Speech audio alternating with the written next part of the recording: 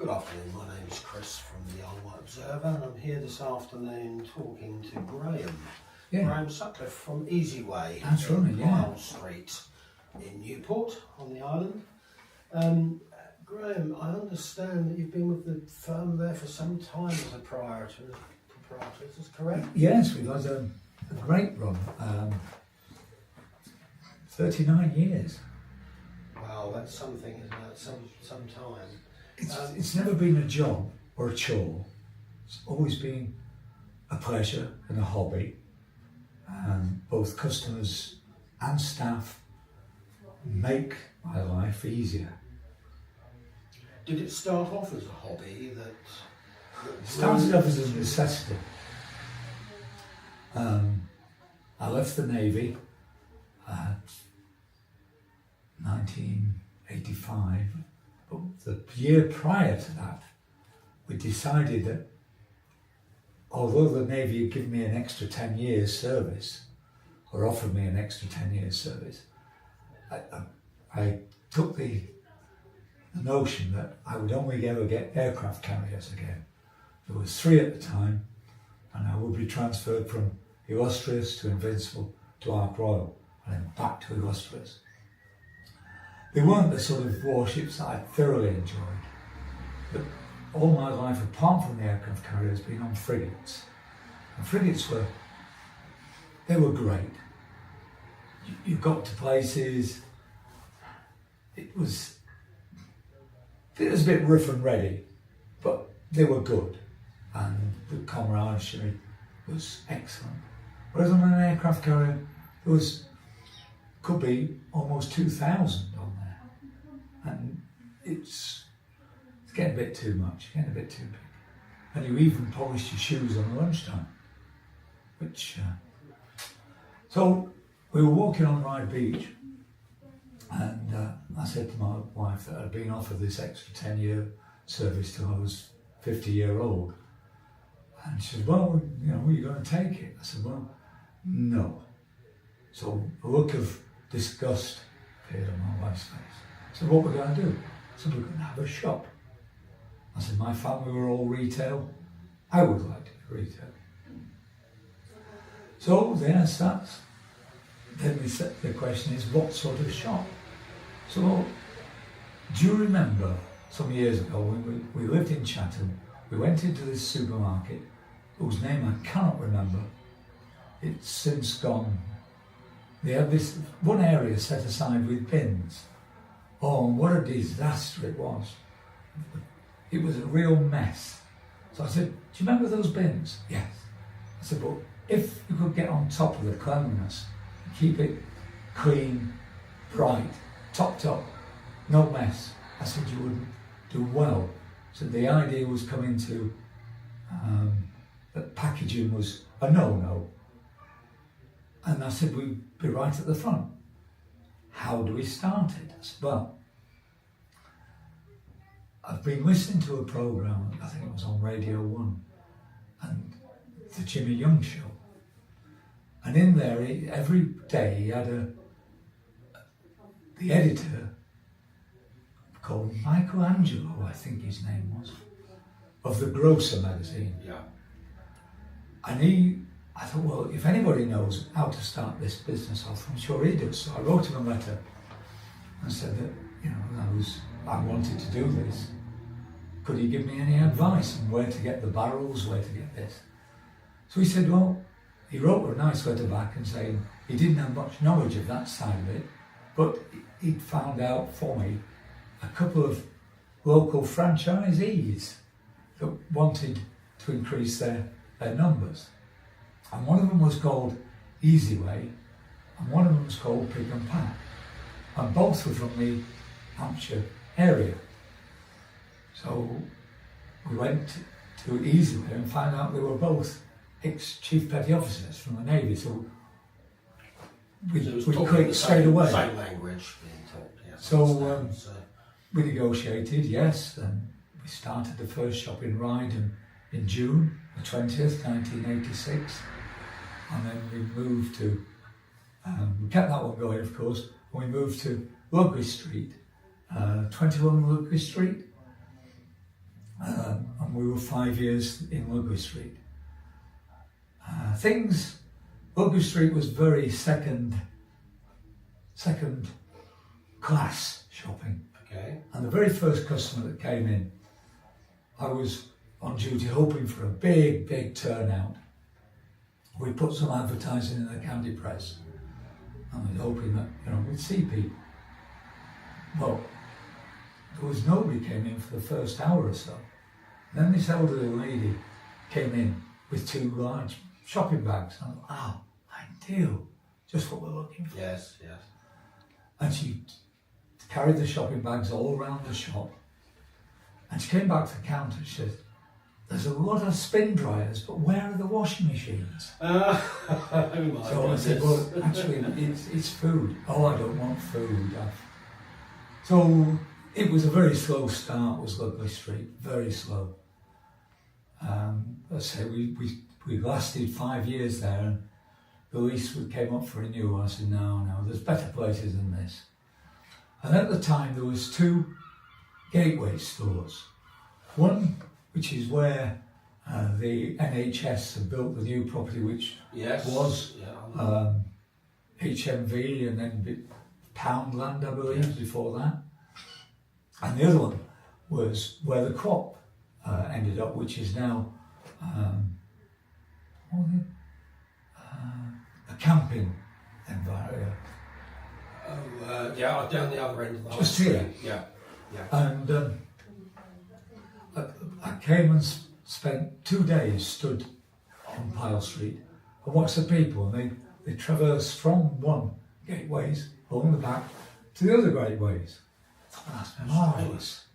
And opposite the road was the Bells, and then there was, next to it was the Fife's Banana warehouse.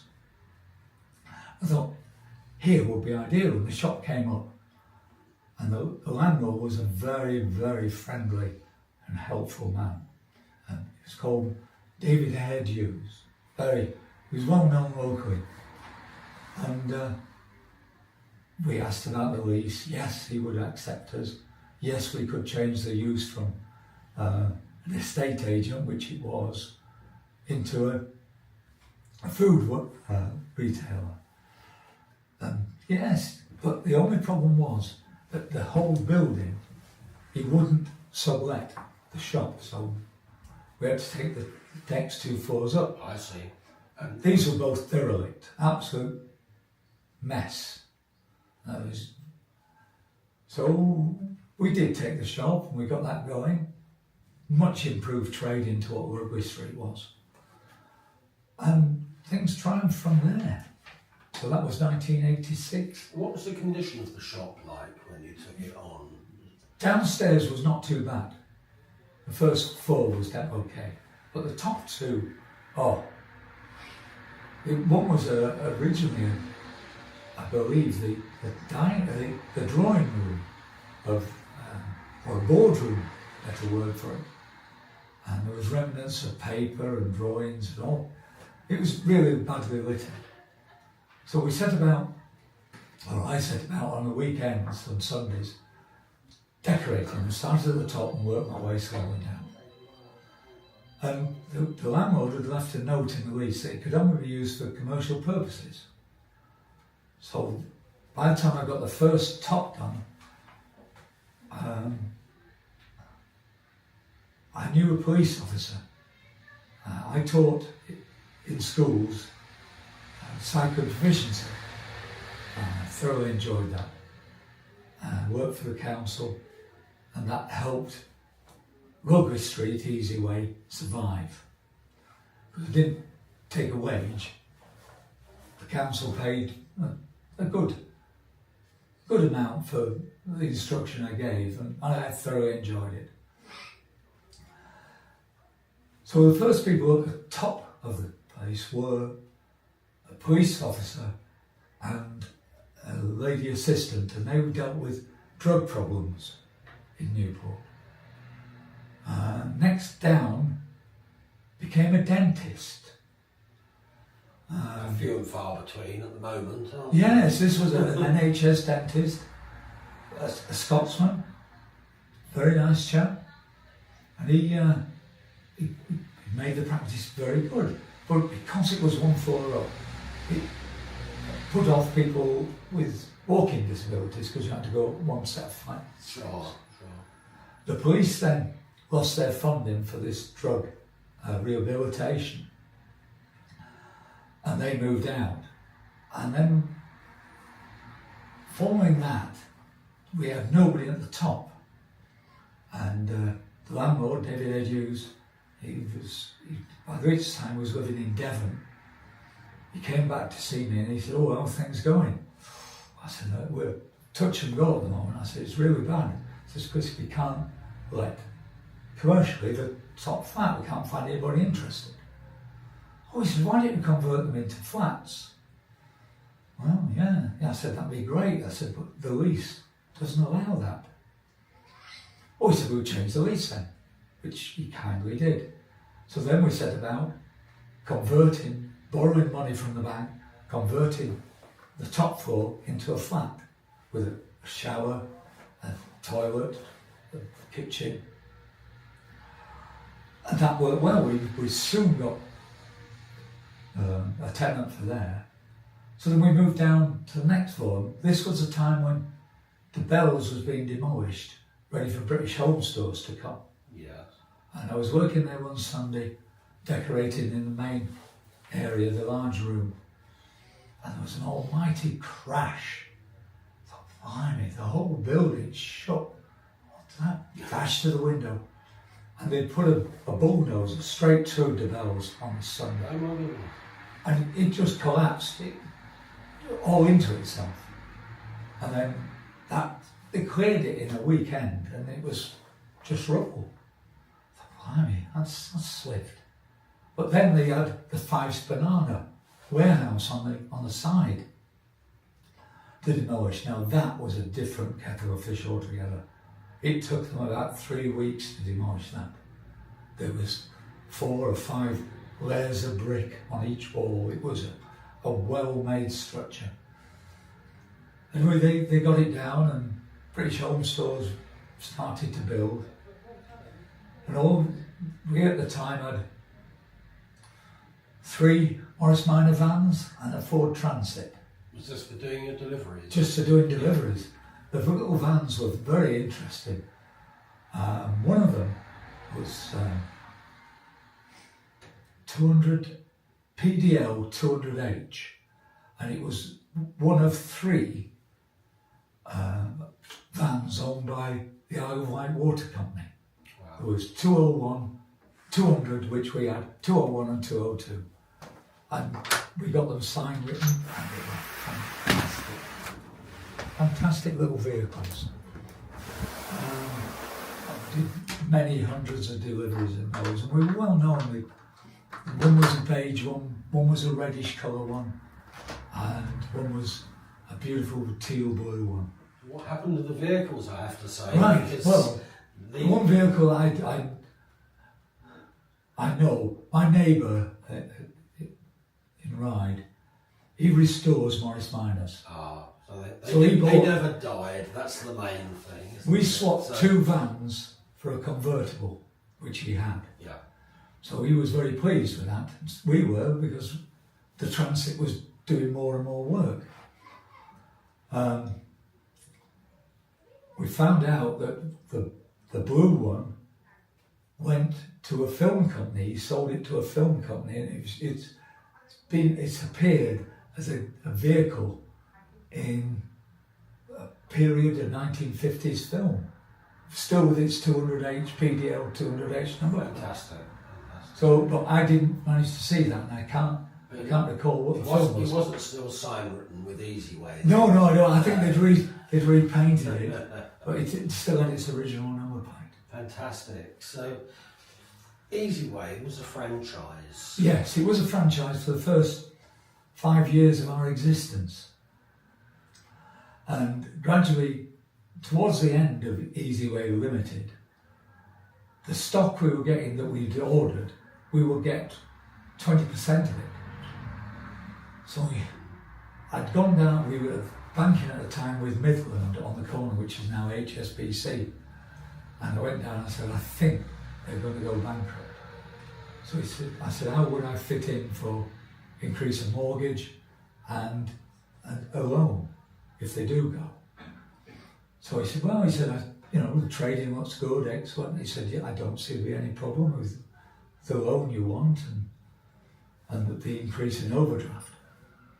And I got back to the shop, which was only, 20 yards away, and my wife said, they've gone bust. So straight back down the bank. So that was your opening there, Yeah. to So go, it was all, to go it alone away from the franchise. Yeah. At that time you still had the ride shop? Yes, the ride shop only finished about 10, 12 years ago. Of the two, I used to do deliveries from Newport in the morning and work in the afternoons in Ride. So Ride was really, I suppose, my shop. We had many weird incidents at Ride. Tell me some of the more interesting things Okay, you had going on. Ride was the interesting one because I had a phone call from one of the ladies that worked there, and she said, Graham, she said, you're not going to believe this, but there's a car in the shop. A car in the shop. So I said, yeah, go on, Carol, give me the next one. She said, no, there's a car. She said, I was stood where it now is a few minutes ago. So I think that my wife came over to Newport, I shot back to Ride. And sure enough, there was the car, right in the shop. It had taken away the post, majority of the window, the doorway it had taken out. And how it had happened, this poor lady had broken down on the hill, St John's Hill, leading to the traffic lights, where it crosses the High Street. And the traffic warden and another gentleman had pushed it round the corner. So it was now on the High Street, and traffic was moving freely again.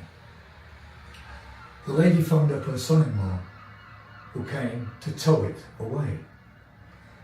But the lady was unaware that if you took the keys out, the steering locked at the set position. Of course. So when the young guy was towing it away, instead of it falling behind him, it went to the right and went straight into the shop. I hope nobody was hurt. Nobody was hurt. It was a quiet time, but we immediately put out a board saying, "Please note, this is not a drive-through." Fabulous. The other thing, the incidents at Ride was we used to try and misspell in big chalkboards in the window with what we had on specials. We always used to try and misspell, like spaghetti or I'm trying to think of another difficult, like prunes or something like that. And that would attract attention. Yeah, somebody would come in and say, "Do you know you spelled that wrong?" Yes. I said, "No." And then hopefully they'd look around the shop. Or tomato with an E on the end. Yes, anything that stood out a mile that it was wrong, but Yeah. it made fun.